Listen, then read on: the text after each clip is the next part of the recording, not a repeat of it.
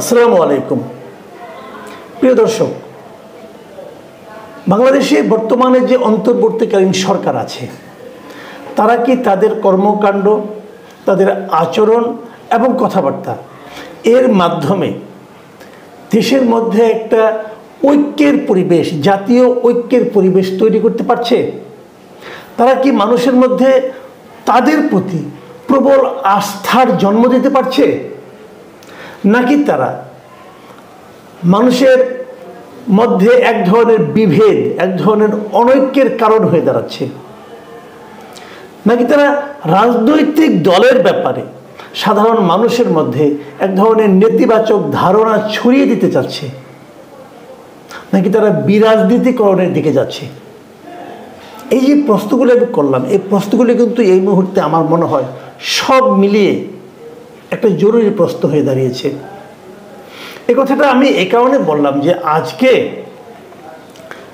এই অন্তর্বর্তীকালীন সরকারের ডাক, টেলিযোগাযোগ ও তথ্য প্রযুক্তি মন্ত্রণালয়ের যিনি উপদেষ্টা মিস্টার নাহিদ ইসলাম, তিনি আজকে ব্রিটিশ গ্লোবাল পার্টনার্স গভর্নেন্স এর প্রতিনিধি দলের সঙ্গে সাক্ষাৎ করেছেন। এই সাক্ষাতের পরে উনি ওনাদেরকে কিছু কথাবার্তা বলেছেন। কি বলেছেন না বলেছেন সেটার ব্যাপারে ওনার এই মন্ত্রণালয়ের পক্ষ থেকে একটা সংবাদ বিজ্ঞপ্তি পাঠানো হয়েছে বিভিন্ন মিডিয়াতে। সেই সংবাদ বিজ্ঞপ্তিতে উনি কি বলেছেন, মানে যে কথাগুলি বলা হয়েছে, উনি বলেছেন বলে যে কথাগুলি বলা হয়েছে সেটা আপনাদের আমি স্পষ্টভাবে পড়ে শোনাতে চাই। কারণ উনি কথাগুলি যেগুলো বলেছেন আমার কাছে মনে হয়েছে যেটা উনি হয় বুঝে বলেছেন কিনা আমি জানি না, তবে কথাগুলির ওজন অনেক বেশি এবং আমার কাছে কিছু কিছু ক্ষেত্রে আপত্তিকর মনে হয়েছে। তিনি বলেছেন রাজনৈতিক দলগুলো চাচ্ছে তাদের অধীনে সংস্কার হোক, তাই তারা বর্তমান অন্তর্বর্তী সরকারকে ব্যর্থ প্রমাণ করার চেষ্টা করছে।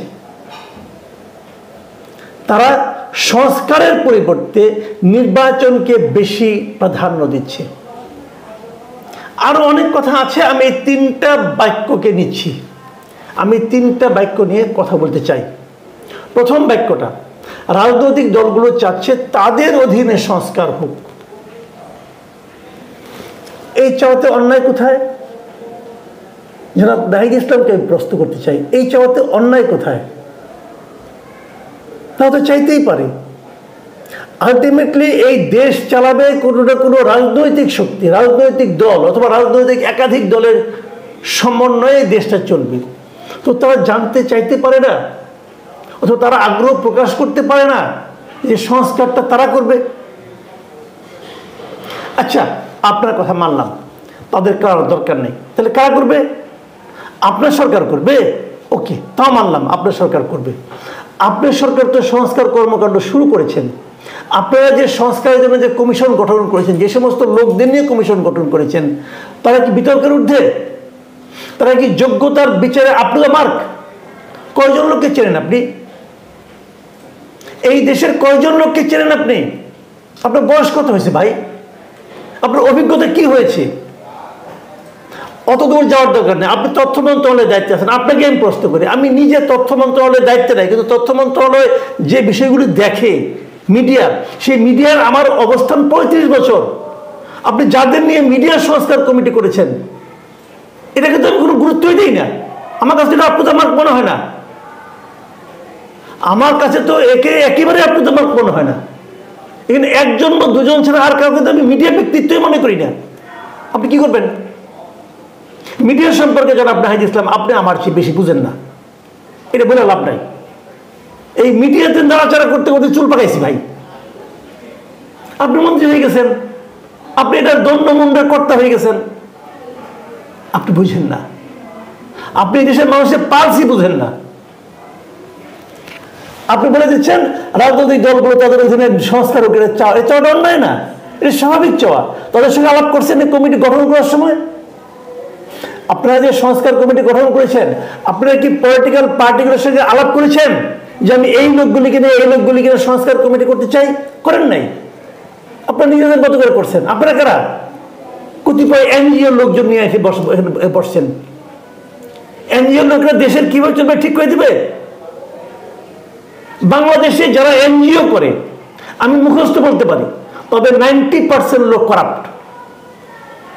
এই কারণে করাপ্ট। বাংলাদেশে এনজিও সিস্টেমটা এইভাবে তৈরি হয়েছে যে এনজিওতে কাজ করলে তাদের সমস্ত ফান্ড আনতে হয় এনজিও ব্যুরো থেকে। এনজিও ব্যুরো থেকে ঘুষ না দিয়া কেউ ফান্ড ছাড়াইতে পারছে এমন কেউ আছে নাকি? এত ঘুষ দিয়ে দিয়ে ফান্ড ছাড়াইতে, যে লোক ঘুষ দেয় সে তো করাপ্ট। তাহলে কি ভাই? আচ্ছা, তারপর আপনি কি বলছেন? আরো ভয়ঙ্কর অভিযোগ যে এই রাজনৈতিক দলগুলো অন্তর্বর্তী সরকারকে ব্যর্থ প্রমাণ করার চেষ্টা করছে। এই কথাটা আপনি কি করে বললেন? বাংলাদেশের রাজনৈতিক দল কয়টা রে ভাই? যত দল আছে সবাই মিলে আপনাদের ব্যর্থ করার চেষ্টা করছে, এটা আপনি বলতে পারলেন? সবাই ভুল, সবাই খারাপ, আর আপনি সব দরবেশ। এটা হইল রে ভাই? কি কথা বলেন? কিভাবে আপনি বললেন সবাই ব্যর্থ প্রমাণ করার চেষ্টা করে? শুনেন, একটা কথা বলি, বাংলাদেশের সব রাজনৈতিক দল দরকার নাই। 3টা রাজনৈতিক দল যদি বলে যে অন্তর্বর্তীকালীন সরকারকে মানি না, 3 দিন ক্ষমতায় থাকতে পারবেন না, 3 দিন পারবেন না। আপনারা ক্ষমতায় টিকে আছেন রাজনৈতিক দলগুলোর নিঃশর্ত সমর্থনের কারণে। এটা মাথায় রাখেন ভাই। আরামে আরামে মন্ত্রী হয়ে গেছেন তো বুঝেন না এগুলো এত সহজে। দুনিয়াটা এত সহজ না। আপনি এই কথাটা কি করে বললেন যে রাজনৈতিক দলগুলো অন্তর্বর্তী সরকারকে ব্যর্থ প্রমাণ করতে চায়? এটা আপনি কি করে বলেন ভাই? আপনি কি বলছেন তারা সংস্কারের পরিবর্তে নির্বাচনকে বেশি প্রাধান্য দিচ্ছে? যদি দেয়, অন্যটা কোথায়? কারণ সংস্কার তো আপনি করতে পারবেন না। আপনি যে সমস্ত লোকদের নিয়ে সংস্কার করার চেষ্টা করতেছেন, দে আর নট ক্যাপাবল। তাদের দিয়ে আপনি সংস্কার করতে পারবেন না মিস্টার নাহিদ ইসলাম। কাজেই আমি যদি বলি, এই রাজনৈতিক দলগুলি যদি বলে সংস্কারের নামে আপনারা সময় ক্ষেপণ করতেছেন, কালক্ষেপণ করতেছেন, মানুষের ধৈর্যের পরীক্ষা নিচ্ছেন আপনারা, তাহলে এটা ভুল বলা হবে না। কাদের নিয়ে উপদেষ্টা পরিষদ করা হয়েছে? এটা এই উপদেষ্টা পরিষদের সবাই কি ক্যাপাবল?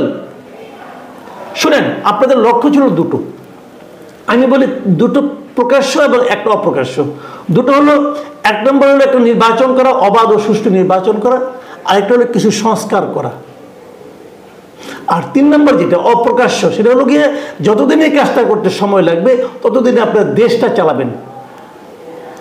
সবাই ভেবেছিল এই 3 নম্বরটা বোধহয় অটো হয়ে যাবে, কারণ আপনারা যখন যাবেন তখন দুর্নীতি কমবে, দুর্নীতি হবে না, এই জন্য হয়তো এটা খুব স্মুথলি চলবে।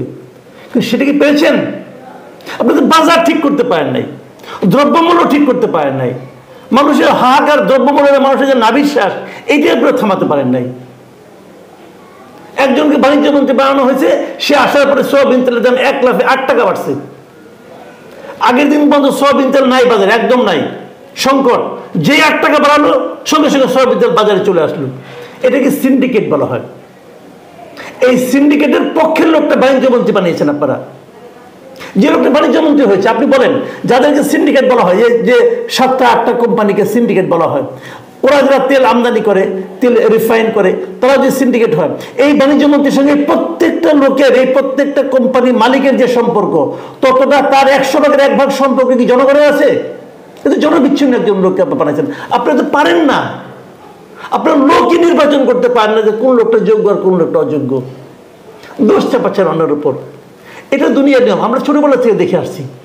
যখন না পারে না তখন অন্যের উপর দোষ চালায়। ওই যে পুরোটা একটা কথা আছে না, নাচতে না জানলে উঠোন বাঁকা। উঠান সমানই আছে, উঠান বাঁকা না, নাচতে পারতেছেন না। এই দায়টা আপনাকে মানতে হবে। যখন এটা না মানবেন তখন এরকম এর উপরে দোষ দিবেন, তার উপরে দোষ দিবেন। আপনাদের ব্যর্থ প্রমাণ করার জন্য রাজনৈতিক দলগুলো দরকার নাই, আপনারা নিজেরাই যথেষ্ট। আপনারা নিজেরাই অলরেডি প্রমাণ করছেন জনগণের কাছে যে আপনারা কতটা ব্যর্থ। অনেককে বলতে শুনেছি, এর মধ্যে বলছে যে তার দেখা, আমারও বলি, আমিও বলি, এত ব্যর্থ সরকার আমি আর দেখি নাই।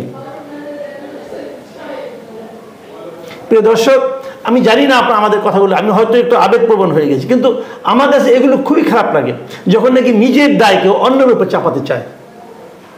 প্রিয় দর্শক, এখন এই পর্যন্তই। আল্লাহ হাফেজ।